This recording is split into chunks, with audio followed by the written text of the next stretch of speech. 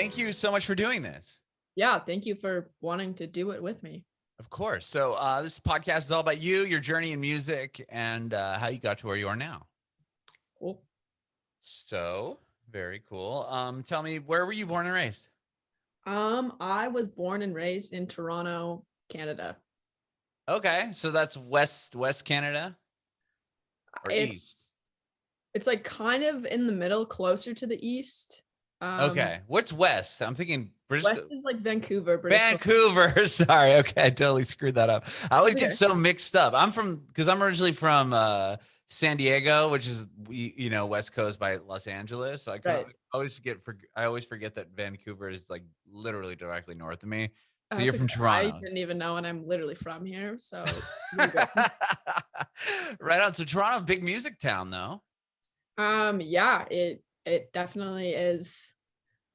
And I feel like I always think of Toronto as like a mini, like lower scale version of like New York or something, because there are like a lot of like people like Charlotte J. Wilson, Daniel Caesar, like all of those sort of contemporary like indie R&B artists. I feel like Toronto has a lot of those. So sure. It's definitely a like I'm very happy that I got the opportunity to grow up there. That's amazing. And how did you get into music? I always like tell people that I initially got into music through my dad, because he was the person that sort of like, he bought me a guitar when I was like 8 or something. Oh wow. And like he's really into music, and like when he grew up in, I don't know if you know Winnipeg, like in Manitoba. Yeah. And he was always in, just like with his buddies from high school, like cover rock bands playing. Sure, like, the Weekend Warrior stuff. Yeah. Essentially it was like very hardcore garage band, but my dad loves music, and like he plays the guitar and stuff just as a hobby, to feel like kind of, he's a lawyer, and I feel like he uses it as an escape from his like corporate job. Sure. And so he bought me a guitar and sort of just like taught me super basic like open chords. A lot of like Neil Young and Neil Diamond was his forte when he was teaching me. Okay. Right. And then from there, like I kind of fell in love with it there, but also was sort of like, I don't know, I was super young at the time, so I didn't really like think anything of it. But then I ended up like taking actual guitar lessons with a teacher at like a music store near my house. And then from there, just sort of like naturally, I was really drawn to it. And then I started songwriting when I was really young. Actually, it's super weird. Like I never was really into like covering songs. I was always heard this before. Like, more like into the idea of the fact that I could make my own songs.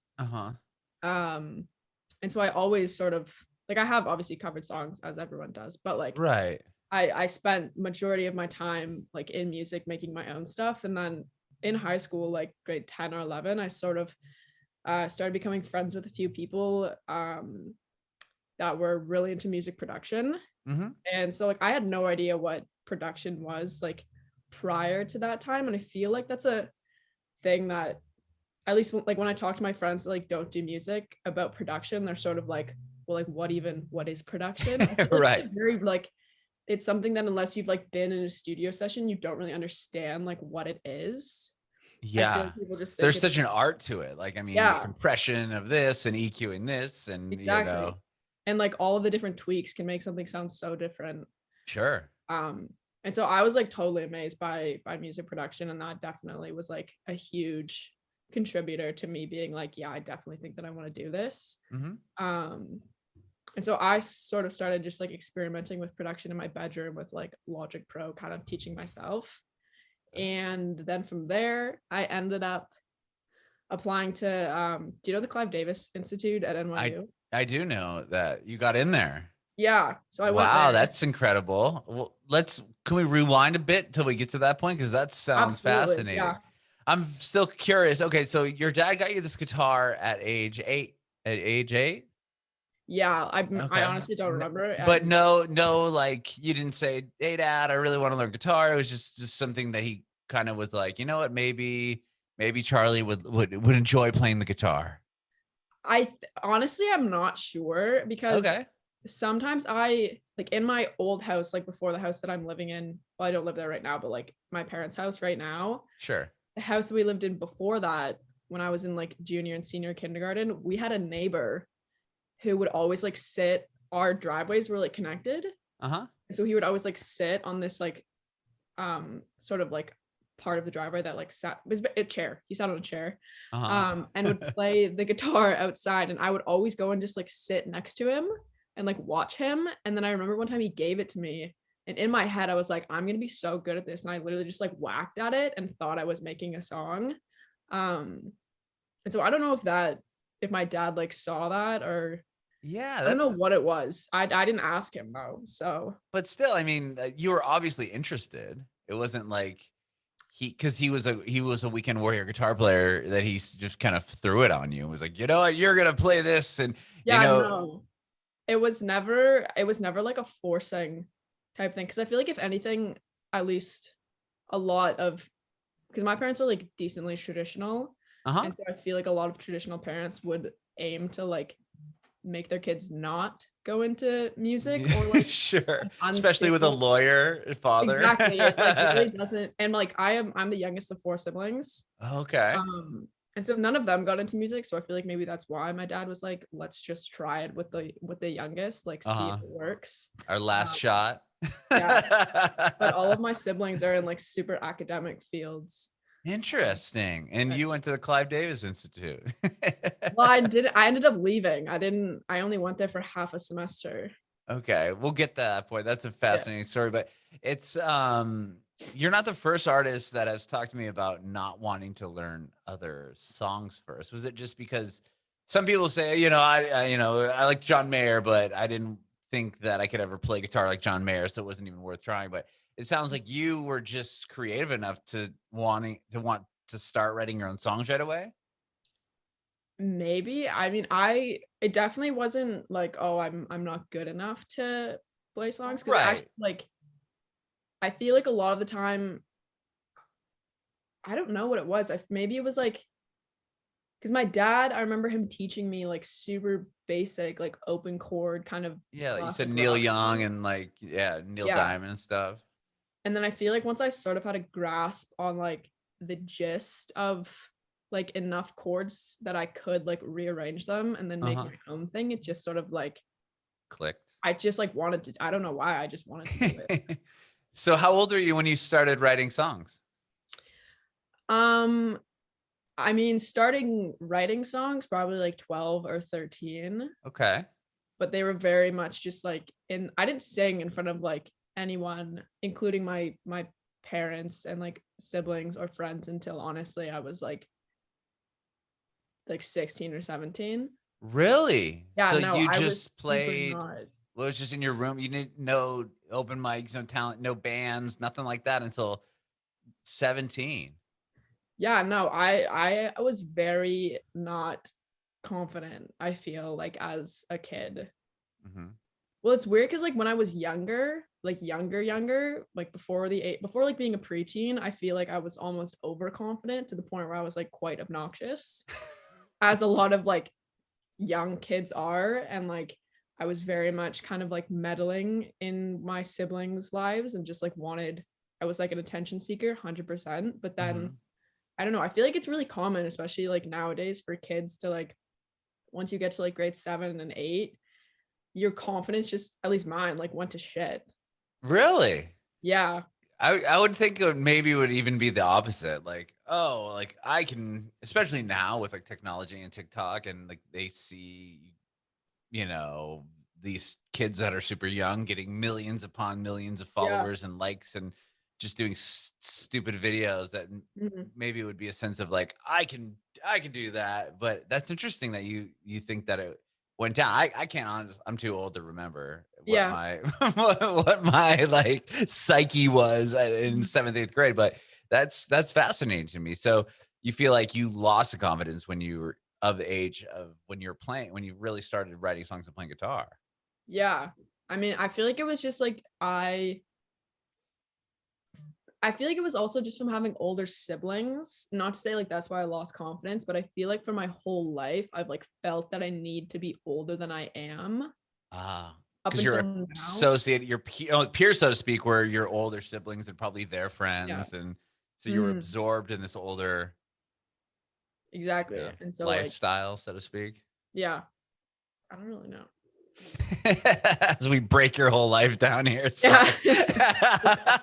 I promise I'm not like some sort of therapist. Psychoanalyzing me with Yeah, I'm like, so, but okay. So what would you remember what was on the same trend, but do you remember a moment or like what made you decide, hey, I'm gonna start showing people these songs that I'm writing? Um, I think I'm trying to remember the first time I ever played an original song for someone.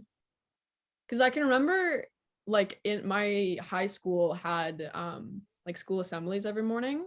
Mm-hmm. And as like the students would walk into the assembly, they would have students playing like it could be the school band or like a kid playing the piano, or like I eventually was like, because I had a friend in high school who was also sort of, or like that went to my school that liked music, and so we sort of like started hanging out and doing music together, and then we covered a song, like we both played the guitar and then I sang, and that was the first time I'd like sang in front of Wow. like any one of my friends essentially, but it Uh-huh. wasn't like my own song, it was a cover. Cover. And that was just you and a friend, and then you took that to what, like a talent show? Is that what you said?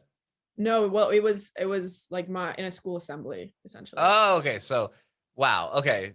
But you must have practiced the song together. Yeah, I mean a few times. But would you remember what song it was? um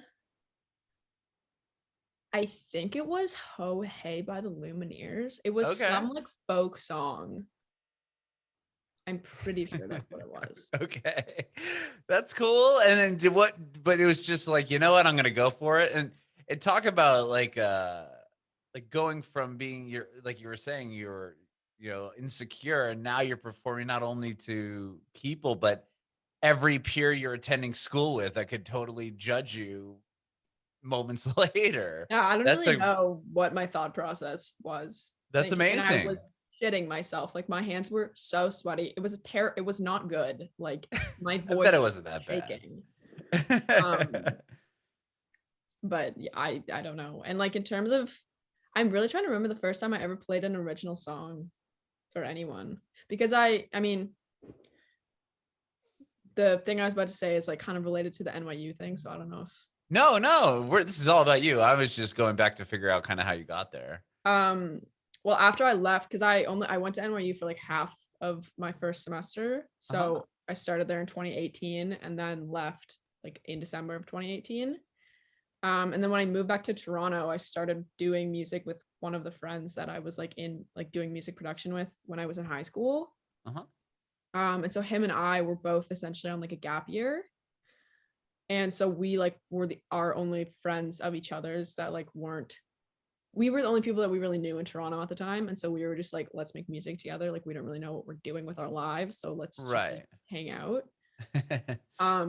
And so him and I started like writing and producing together, and then we ended up playing like live shows in Toronto, just like at really small music venues. Mhm. And so I'm pretty sure that's the first time that like I ever played original music for For some other other people. for other people. How did you get into the Clive Davis Institute? That must have been a pretty difficult like, interview process or audition process. Like and what did you go in as, a singer? I applied for, well, you like, it's sort of like a general application, and then you like specify if you like want to do like performance, business, or production. I'm pretty sure those were the three.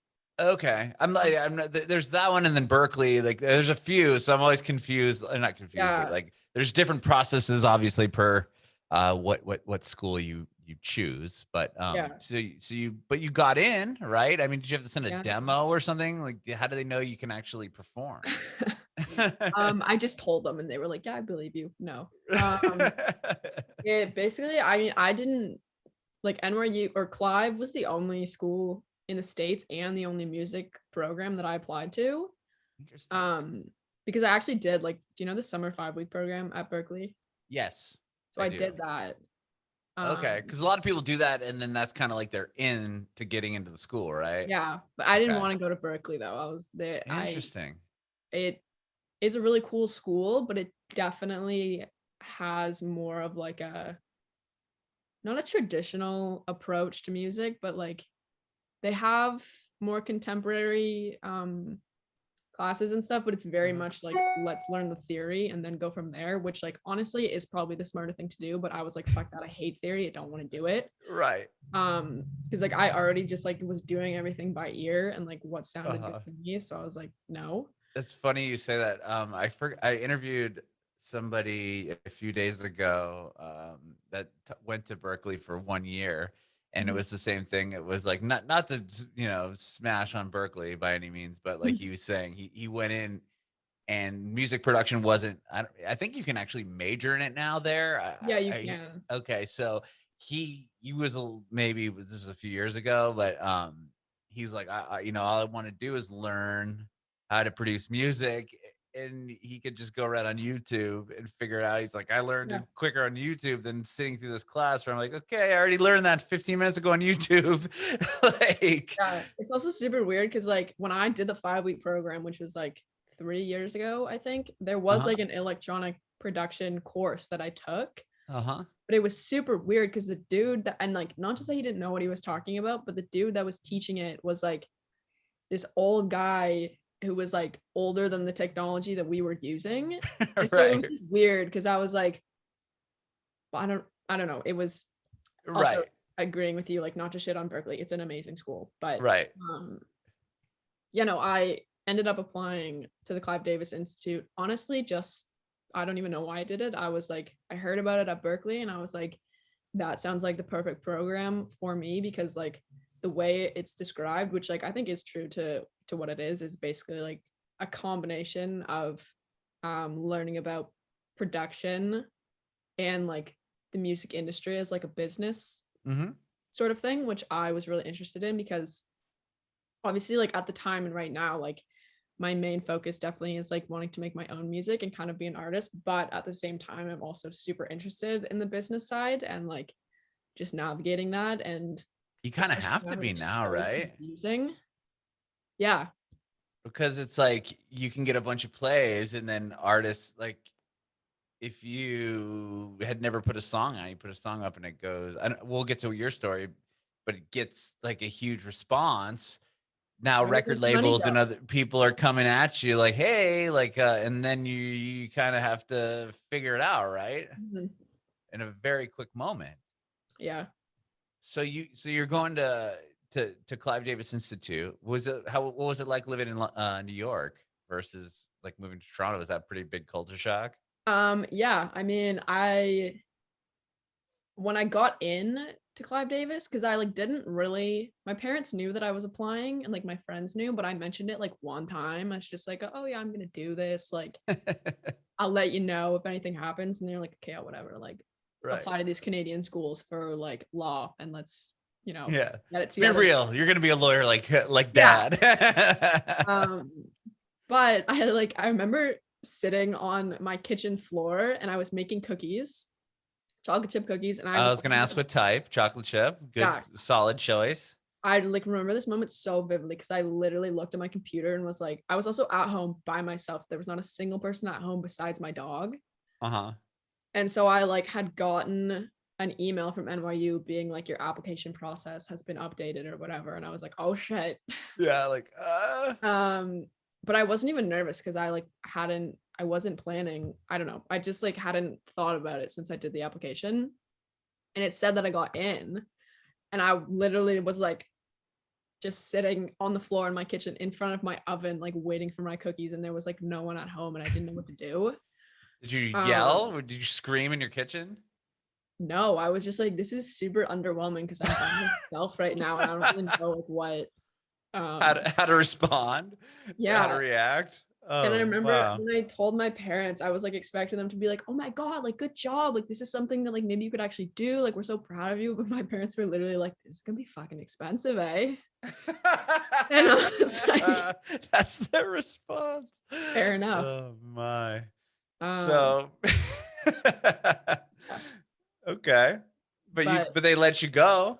Yeah, no, I did end up going because they were like, I don't know. Yeah, I feel like for them, not to say that like they're definitely a lot better now with like me pursuing music and stuff, and I feel like they're kind of wrapping their heads around like maybe I could do it in some aspect. But I feel like getting into like a reputable institution was kind of like a seal of approval for them, being like, okay, like this is Right. Like a safe. validation moment for him. Yeah.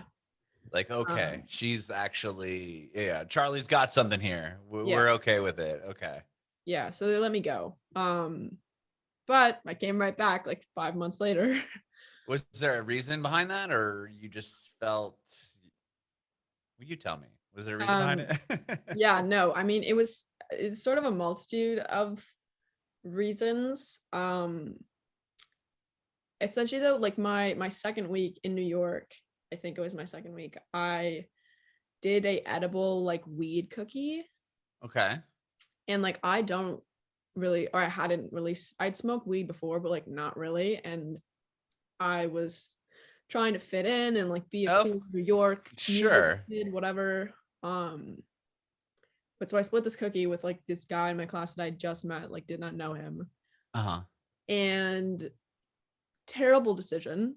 My brain literally imploded in on itself in like the it was I essentially had like the most intense like anxiety panic attack that Panic attack, sure. I'd ever had. And like I had had like a normal amount of anxiety throughout my life, like worrying about Life. school or like Yeah. standard, Right. teenager worries, but this just like completely Oh yeah. relieved. I know what you're talking about. Yeah, you just it's like a yeah, you just trip out, right? I mean, your Yeah. brain just goes and you think you're gonna die and like yeah, I I've had called that all experience. I called every single member of my family telling them what happened, being like, I think that I just wrecked the one brain that I have. Like I'm not going to be like me again, was essentially that was like where I was at. And I felt that way for like a full month. Really? So it Yeah. continued on. Like it wasn't just Yeah. like I okay, wasn't high anymore, but like the anxiety never left. interesting. So it almost like triggered something in your brain Yeah. that actually continued the anxiety attack. That's wow. Yeah. Um, and so that happened and I was like not okay, Of obviously. course. Yeah. And I was trying to like stay focused on my classes and stuff and like continue like making friends and doing all that stuff, but I just got to the point where I was like I really can't be here right now. Right. Like I had made friends and stuff, but like I had nothing to ground myself to. And like when I get anxious now, like the thing that calms me down is like literally like being aware of like where I am. And since I was Uh-huh. in a place that I like didn't know, it was like Right. Even I couldn't grasp it at all. there's Um, no comfort there. You didn't have yeah. anyone like nothing that you yeah, knew. There's nothing Mhm. soothing. It's just a bunch of places you've never been and people you probably don't know very well. Yeah, exactly. And to make it worse, like I didn't really open up to my parents about it I told them about they knew about what was happening, but I was sort of just trying to like push it off Mhm. and like kind of deal with it myself for a bit, which was really bad because I ended up like like going out and like partying Partying. Yeah. because like drinking it like made me not think about it, if that makes sense, because it was No, like totally. It's like a um numbing factor yeah, where like now you're not thinking about the exactly. fact that you have somehow unlocked this anxiety in your brain due to this one cookie you ate. Like that's just wow. And so that made it worse. And so then I just got to the point, I think it was like late November, when I was on the phone with my mom and I was like, I really don't think like if I actually want to like figure this out and like hopefully get better, I like need to come back home. Mhm. Um and like figure it out there, like in my family home, like with my parents and stuff. Sure. And so I ended up leaving in December. Okay. So you move back to Toronto. You start working on songs with your friend that who happened to be the only well, you said the only other real Yeah. musicians in town. Yeah. So tell me about gaining the attention or grabbing the attention of arts and crafts. I mean, that record label, you're on that label who has so many amazing artists, Mhm. and that must have been big. And was that due to, releasing like calls, like these songs, calls and things came out this year, Mhm. right? So where were you when like the world shut down for COVID? Were you back in Toronto, and how did you grab the attention of the record label, and tell me about the getting signed process? Yeah, so basically after I came back from New York and I started working with my friend and like writing music with him, and we played like a few shows in Toronto. This was like the summer of 2019. Mhm. It's like before COVID summer. Him and I were playing a show, and there was a girl at one of our shows who like approached us after the show being like, I want to manage you guys. And like she had no experience with managing, but like we were essentially, it's like a very attractive thing for someone to like come up to you when you're like a young kid doing music and being like, I want to manage you. Like it sounds really cool, especially if you like don't really, even though like Right. I They're giving you some, and more, another validating moment. Like, hey, I got exactly. in this, and now somebody wants to manage my band. Like that's pretty that's really cool. Yeah. So we sort of started like talking and working with her, and she connected us. Honestly, I think just like she did kind of general like Googling producers in Toronto. And she found Chris Young, who's like my producer now. Mhm. And so my friend and I started working with Chris sort of that summer.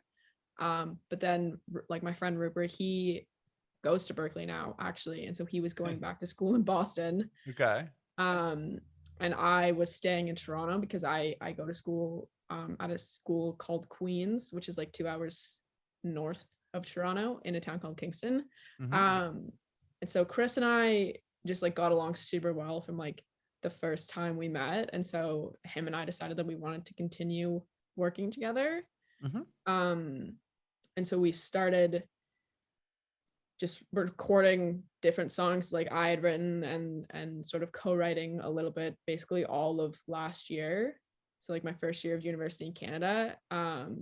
And I was still like working with this girl who was managing us a little bit. But it was a pretty like fluid relationship. And then she had ended up sending some of my demos, which essentially the demos were my EP that is coming out in Mhm. a week or something, I think. I think I love So that. um yeah, she knew an A&R at Arts and Crafts, and so she sent the songs to that A&R. And then just by unfortunate chance, that girl and I stopped working together, like kind of at the same time as my songs got sent to Arts and Crafts. Mhm. And so I just didn't really think anything of it. I was like, I didn't even know the contact that the music was sent to. Like, I'm just gonna figure something else out, release it independently. I don't know. But then, like a week later, I got a DM on Instagram from Lori Lee, who's my A&R at Arts and Crafts, and she was like, "I love your songs. Like, can we set up a meeting to talk?" And then that was like Wow. last spring was like my first call with Arts and Crafts, and then I signed a deal with them in August, like last August. August. In the thick of COVID, you sign a Yeah, record contract. That's I huge. I have only met one person from like the team of Arts and Crafts that I work with, and I've met her like twice. Wow. So it's super weird, but What you about writing the EP? Like, do they have are they, I mean, obviously you've released a couple songs, you have it coming out. Is it like all done virtually? Like, tell me about I mean, releasing all of calls and things. the EP was finished before I signed with Arts and Oh, Crafts. and they just adopted it. They were like, Yeah, this rocks, let's do it. yeah, exactly. Like Wow, all amazing. of them things were finished when I first had like my first call with Arts and Crafts. Wow. That's fascinating. And like, well, now that I don't know how locked down you guys still are in Toronto, but they're starting, fingers crossed, and knock on wood or whatever, to open up a little bit of the shows, as far as they're going to put on a couple festivals. I mean, Outside Lands, San Francisco. I keep saying Bonnaroo in Tennessee. There's Ride Fest in Chicago. Like these festivals are being booked. Like, are you excited to? I'm sure they'll put you out on the road. They've got some huge artists on their label. Mhm. And are you drinking yerba mate? Because I want to just say am. I am too, but mine is not you have the good one. This is like the cheap dollar store brand. This one. Yeah, that's the good one. Oh. Mine's this other one. This one has like, this is not product placement, I promise you. Yeah, this was like at the Dollar General and it has stevia in it instead of just like cane sugar, so it doesn't taste nearly as good as the one that you have. But anyway, interesting. I love that one. Yeah. Yerba mate is my jam. It's very good. Huge fan. Sorry, back to you. Do you have like, are you excited to tour and, you know, possibly get on the road? Have you ever done that before? It doesn't sound like it. Yeah, no, I've never really done like I've played live shows like the ones I was talking about right in Toronto, but those were like the smallest scale you can get. They're like just live music bars in Toronto and stuff. But honestly, that's some of the most fun I've ever had is doing those shows. And so playing live is absolutely something that I've like very much want to do. And you know, Arts and Crafts and I have sort of been talking about it. We've had a few conversations with different booking agents and stuff, which is really exciting. In terms of COVID, I don't know, like Canada and Toronto specifically right now is not doing very well. We're in like a full-blown lockdown at the moment. Oh my, I didn't realize that. Which sucks, but I don't know, it's weird to like juxtapose like the Canada, or not Canada, but like Ontario's COVID environment right now with like the conversations with booking agents that I've had that are talking about like international stuff and state. My sister also just moved to LA and like her and her boyfriend both got vaccinated and they're going out there and going to the beach, and I'm like, I haven't left my room in months. Like what? Wow, so you guys are like fully still stuck inside. I mean, California is like the last of I mean of the states to really kind of loosen up too. So that's, you guys must be under like some pretty serious lockdown. That's unfortunate. Yeah, it definitely sucks, but I mean, there's nothing what are you gonna do? Can be done about it. Right. Well, what about live stream stuff? Are you doing any of that? Like, how are you getting the songs out there? I did see you've had it, like, you know, Zane Lowe like premiered one of your songs, right? That's huge. Yeah. And then you have Spotify, and are you playing the songs on Instagram, like Facebook, TikTok, any of that stuff, or just kind of letting them stream for now?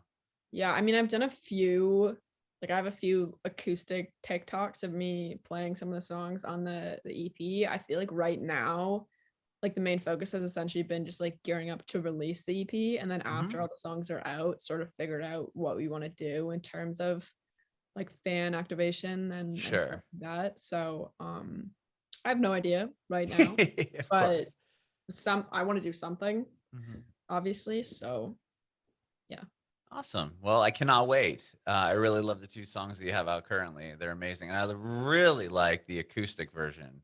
Oh, really? Things. I'm such a sucker for acoustic music. I think it's you know, a song's good. Obviously, they say, you know, a song's great if you can just play it on like a piano or guitar and sing along. So yeah, I think it's a great version. So yeah.